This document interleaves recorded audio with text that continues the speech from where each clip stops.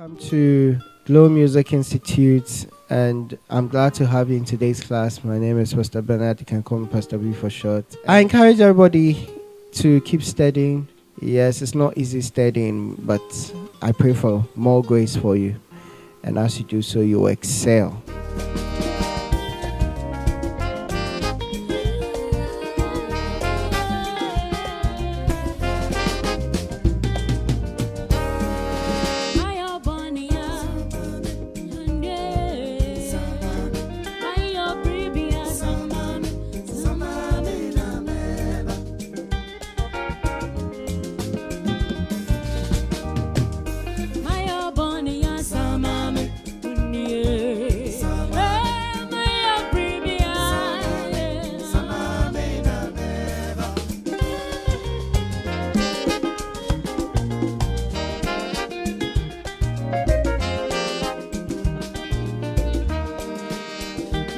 Hello everybody, glad to see you today. My name is Pastor Bernard. You can call me Pastor B for short. This is Highlife and I'm happy to see you here.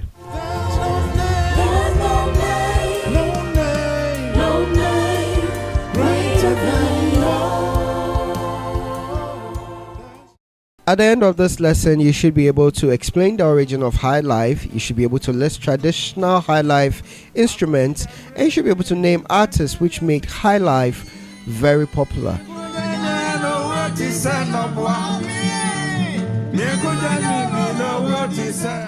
God bless you for joining this class. Let's kick off with today's lesson. The term Highlife appeared in the early 1920s as a catchphrase, for the orchestrated indigenous songs played at exclusive clubs by early dance bands. All right. So now what happened was that those outside who could not afford to go into these clubs, called the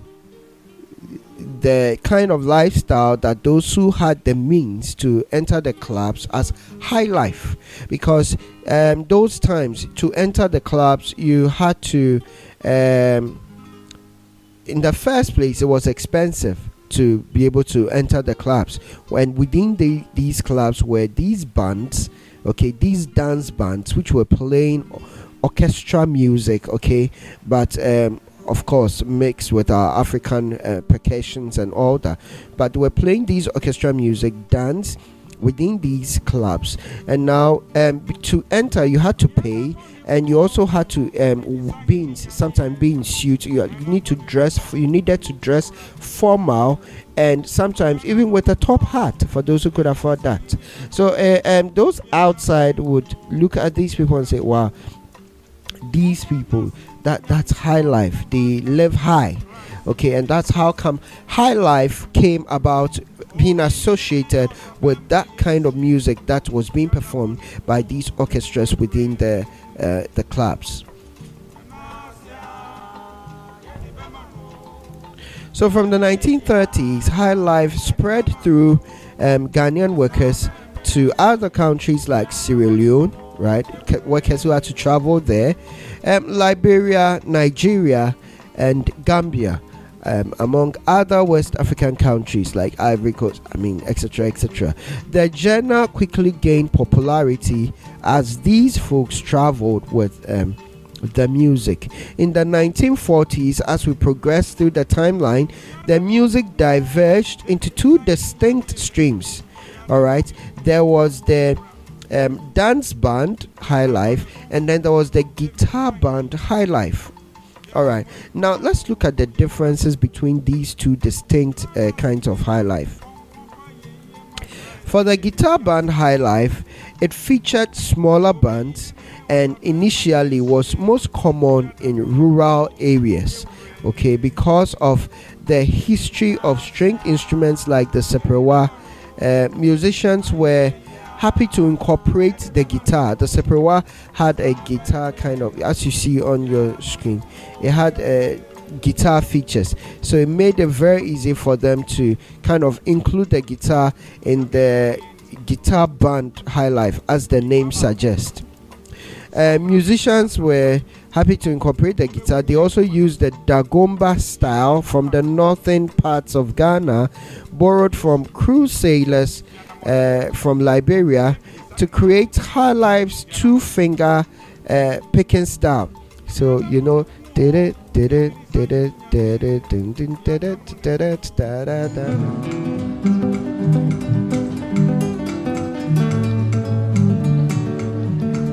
Eya great and sankonia konum. Yen nim say obrecho we asi mu. Na so do we ana roho ne ne bidiaba. Ye koya adofo no mwa. Za brechichire firi nipa ho. Kojana ne o ti se no boy. Ni kojana no o ti se no boy. Ni kojana no o ti se no boy.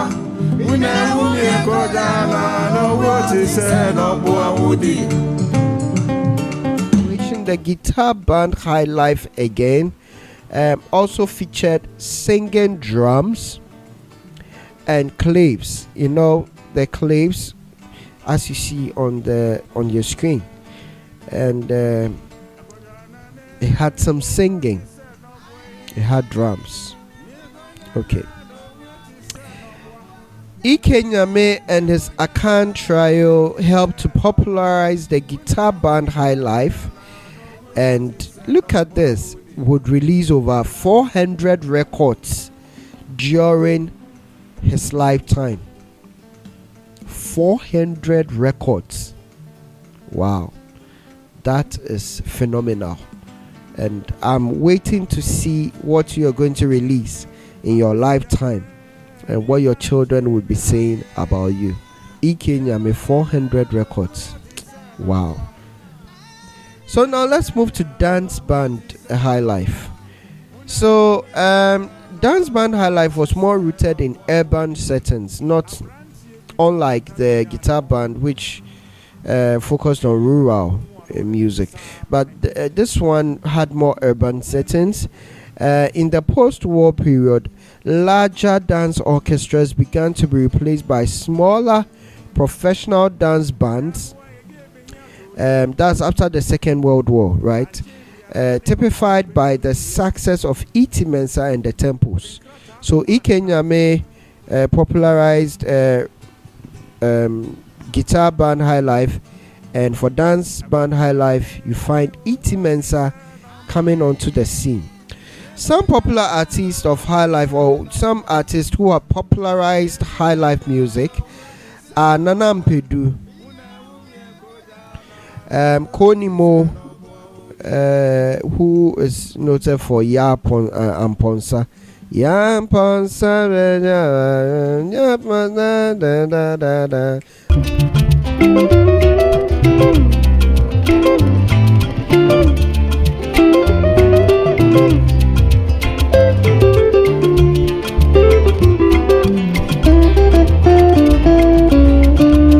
and Konimo is very good with this two finger picking, and I just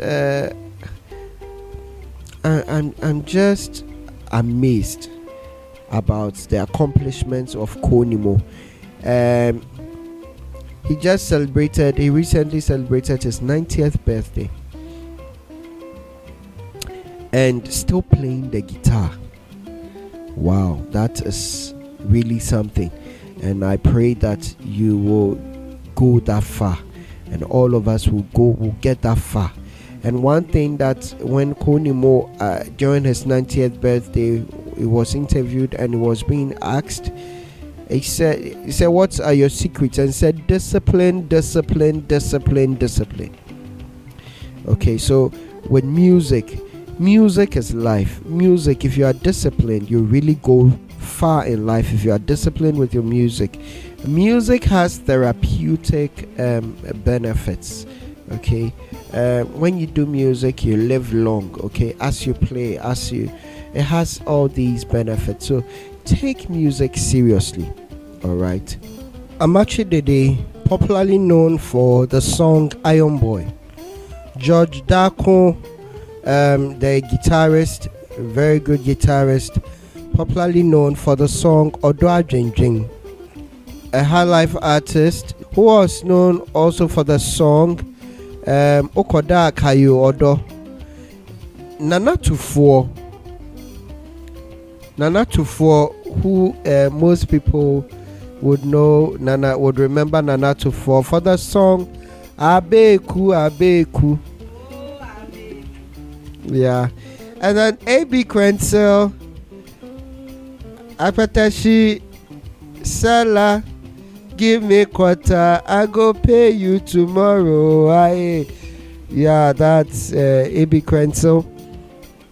Oforian Ponsa, known for the song Otolege. I don't remember, I don't know. For me, so Otolege, be. Yeah. Okay, then just Jedu Blay Amboli. Known for, is it waiting they there, Radu so or whatever. Interesting people. Kofi B, known for the song Mobrowa. Atongo Zimba, who sang an interesting song No Beer in Heaven, and God help us. Daddy Lumba, controversial Daddy Lumba, known for the song Aben Waha, and also the song Dada Mesum Jesus. So you look at the two. God is in control. And then you have other people like Kwabna, and there are others too, like Daughters of Glorious Jesus, who have done gospel high life in Ghana. Very, very influential.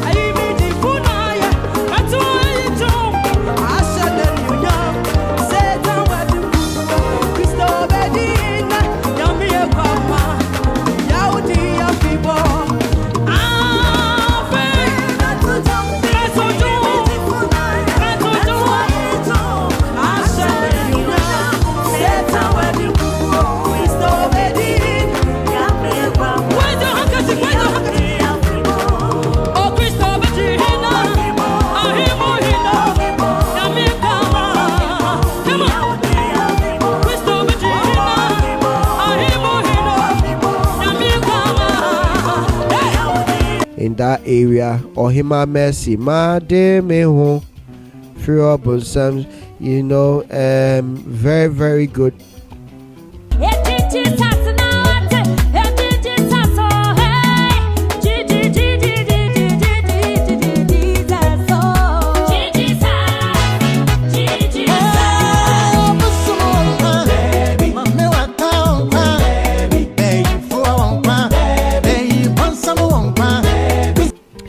Obapa Christie, Shabada bada bada da, Shabada bada bada da, Adentina Wusunsa.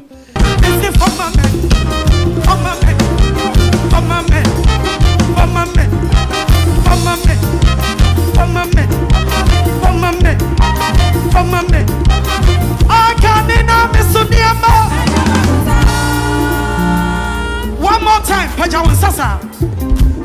Te, Wabagi si Wafakuta. You bet me a masubiafa. Are you here?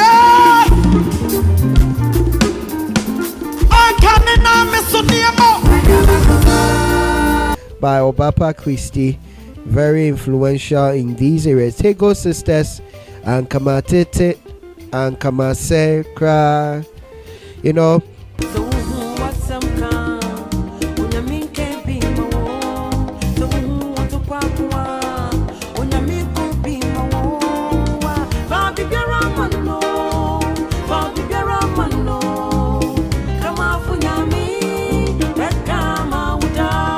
Very, very wonderful. And then Mr. Wombum, Elder Mreku. I just love him. And Elder Mreku, you hear a lot of wonderful high life. Come on, mute.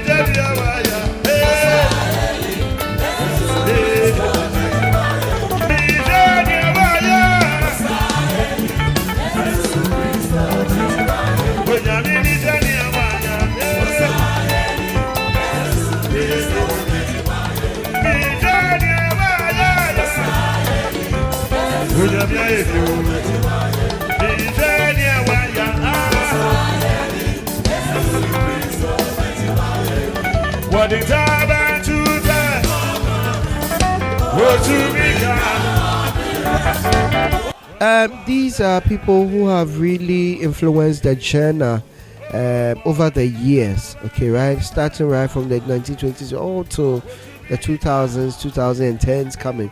I mean, God bless all these people for the wonderful contribution they've made to the genre, and I pray that you even also make more impact also in this area in Jesus' mighty name.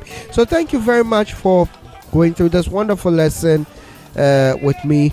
Understand that these are just the introductions to all these genres. As we go deeper at higher levels, this is just the rudiments level. As we go to vocalist level, at higher levels, you're going to look at the theory within these genres, okay, where you play the seventh notes, you play the sixth notes, you play all the chords and all these things. We'll look at them in higher genres. So God richly bless you. Love you. My name is Pastor Bernard. You can call me Pastor V for short, as always, and I'll see you in the next lesson. Bye bye.